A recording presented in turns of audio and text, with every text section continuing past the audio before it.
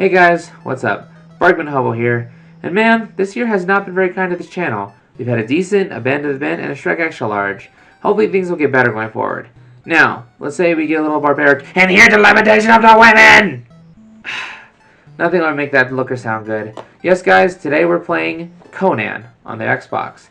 Now some might be thinking, wait a minute, that's not the American version. Why don't you play that? Well, that's because that doesn't exist. That's right, my friends. And at first for my channel, we are playing an import game.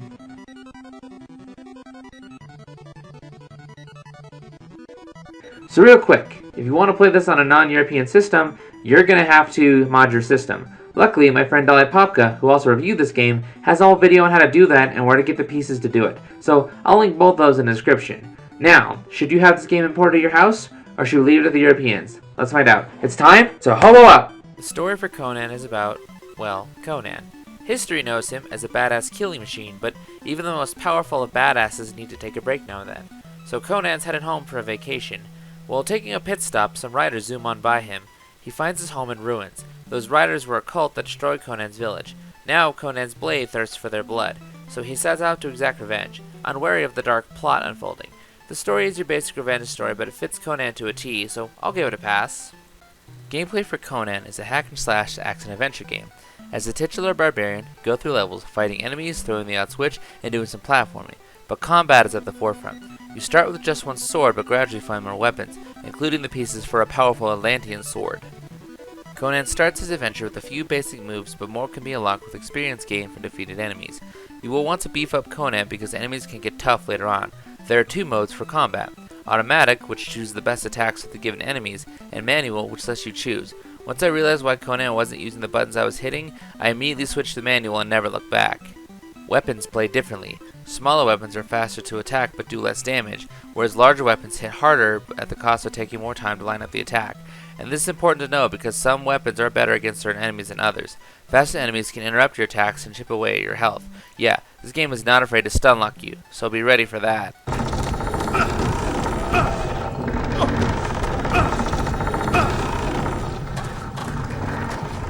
The game controls mostly okay, but there's one thing I should mention. There are two things about this game that could potentially affect your ability to enjoy it. The first of them is the fact that the game uses tank controls. There are times when the controls feel clunky to the point Conan will be fighting you on moving him, and that can be an issue when the game has the gall to demand precision from you. Precision with tank controls is all but impossible. Thankfully, the game doesn't demand this too often, and for the most part, barring a few notable exceptions, the game controls weren't that big of a hindrance to be in the game. Though, the level halls of living fire can go burn. And one other issue this game has is that it sometimes does a poor job of telegraphing where you need to go, and that is especially irksome during the last part of this level. What you're supposed to do is jump onto a rock that floats you to these three platforms, jump across these, and then jump onto another floating rock to finish the stage. That took me a bit to figure out, and there were times the game's controls wound up throwing me into the instant kill lava. This section earned my wrath, let me tell you, but once I knew what I was supposed to do, I was eventually able to get by it. Scattered around levels are various pickups. First off, there are health potions in both large and small varieties. If Conan is at full health when picking one up, he will store it and can hold up to 5 each. Helpful, let me tell you. Also, stamina potions. Yeah, there's a stamina meter, where doing more complicated attacks depletes it, but I never found myself running out. Maybe because I upgraded the stamina region and the capacity to the max. Yeah, at the very bottom of the upgrade screen are upgrades for health and stamina capacity and regen, attacks, and defense. They helped out a lot, let me tell you. You won't be able to max out the entire move list, so just pick the ones you think will help the most. One interesting thing about this game is how death works. If Conan dies to a trap or falls into a bottomless pit, it's just game over. But if he dies in combat, he's brought to a little arena and is given some enemies to fight. If he clears out the enemies, the game respawns him right back where he was. Let me tell you, this is handy. I never died during these parts, but I assume if you do, then you get a game over. One annoying thing is that the game boots you back to the main menu. Wait a minute. I got sidetracked. Other pickups include things like armor, new weapons, and story-centric items. However, I swore I grabbed all the parts of the Atlantean sword, but when I got the final piece, nothing happened. Somehow, the game forgot that I grabbed one of the parts, so I didn't have it. That made me really mad, let me tell you, so be wary of that. Also, regarding pickups, if there are no enemies around, Conan will stop and bend down to pick the thing up. If there are, he'll just collect them by running over them. Nice touch. Speaking of making me mad, I guess it's time to get into the part where we talk about the game's pain points. First off, remember how I said there were two things that will make or break your ability to like this game? Well, I already said the first one was the tank controls. The second Limited saves. You have to collect saving stones to save and can only hold 4. That means you could potentially wind up in an unwinnable situation and be forced to start the game over. While I was able to finish the game without that happening, I can tell you I would have been livid if that had occurred. Also, there's a kind of enemy in this game that infuriates me, not just in Conan, but in games in general. The irritating kinds of enemies that spam projectiles and run away from you. Now would be a good time to mention that Conan does not have a reliable way to dodge. Yeah, he can jump, but the jump is delayed. Also, Conan does not have a ranged attack. No bows and arrows, no throwing daggers, no rocks, no nothing. For a while, the game will rarely throw them at you, but in the final few levels, the game throws whole waves of them at you, and you have to kill all of them to advance. Just 1 or 2 would be fine, but 5? That just feels like a giant middle finger on the screen. Earlier, I mentioned jumping. Platforming isn't the central focus of the game, like I said, but there will be times where you have to platform, and the game can be very janky about that.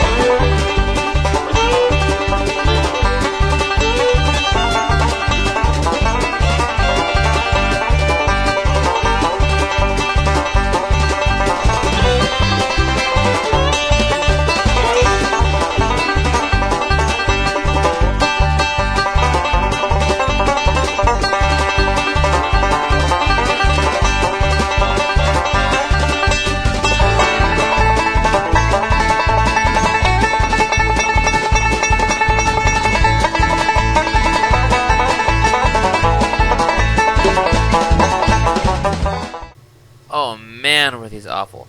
Again, the Hall of Living Fire is the worst level in the game. Also, speaking of poor telegraphing,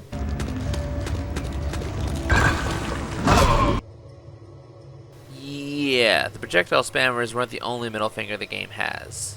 There's also an annoying camera, which loves to fight with you and make it hard to see where you're going or where enemies are.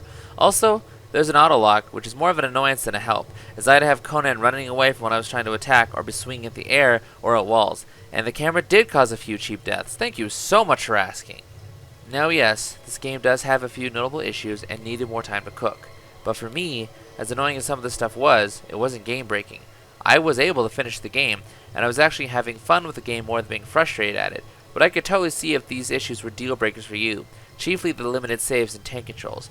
Also, there are 2 other modes. A quick play mode, which as far as I can tell just loads a random level, and a multiplayer arena mode, but I did not spend much time with either of these modes. As for presentation, the game is pretty standard for the time. The environments range from volcanoes, snowy mountains, temples, caves, and towns, to mention just a few, and it all looks pretty good. Despite the poor telegraphing in some areas, the areas are well designed and cool to look around in and don't wear out their welcome.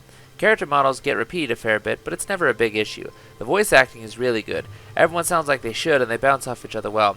The music is a good blend of orchestral and operatic, and it fits Conan like a glove. Very fitting music, but nothing you'll want to put on your music player. Yeah. That's all I have to say there, actually. So, that's Conan on the Xbox. How's it? Let's look at it and see. How's the gameplay? You know what? It's mostly good. The combat stays fun, if at times a little annoying, and the pseudo puzzle and the platforming, those don't take up too much time. Although, the tank controls and the limited saves, like I said, those are really going to affect your ability to play it. You might like it, you might not. And some of those frustrating sections can be downright infuriating at times.